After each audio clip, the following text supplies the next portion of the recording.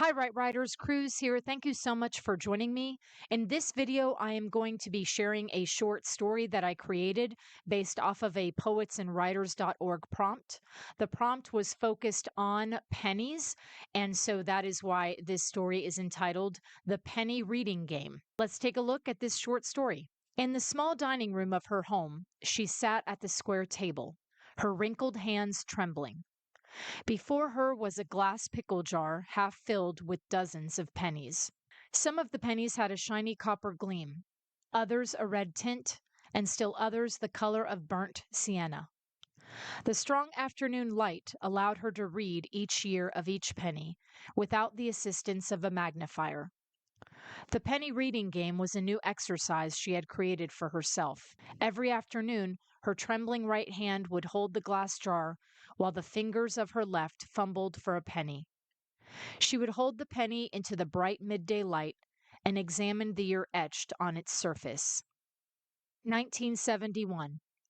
She would sit and think to herself, 1971, 1971. She would run the year over and over again until something surfaced. More often than not, the repetition summoned rooms painted black.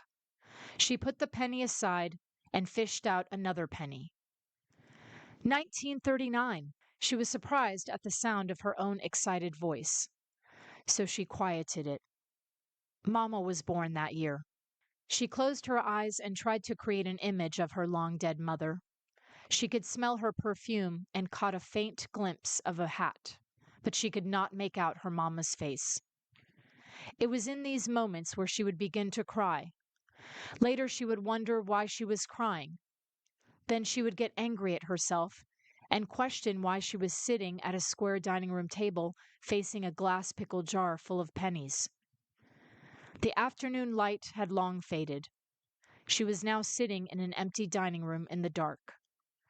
Afternoons and evenings had become ocean currents, drifting in, drifting out. Tomorrow, she might remember the penny reading game she had created for herself. So that was the penny reading game by yours truly. Thanks to poetsandwriters.org for their prompt. And let's take a look at next Tuesday's prompt called Flighty Arguments. Airport security lines, a place for aesthetically pleasing arrangements of items, or high-stress rushing. A recent viral social media trend that involves taking photos of meticulously curated TSA bins presents the possibility that there are those who view an airport security line as an influencer opportunity rather than a time-consuming and inconvenient obligation.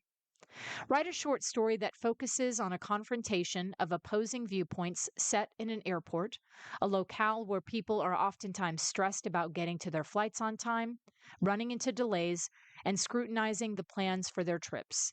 Try incorporating some humor, light or dark, into the situation, or tease out an element of suspense.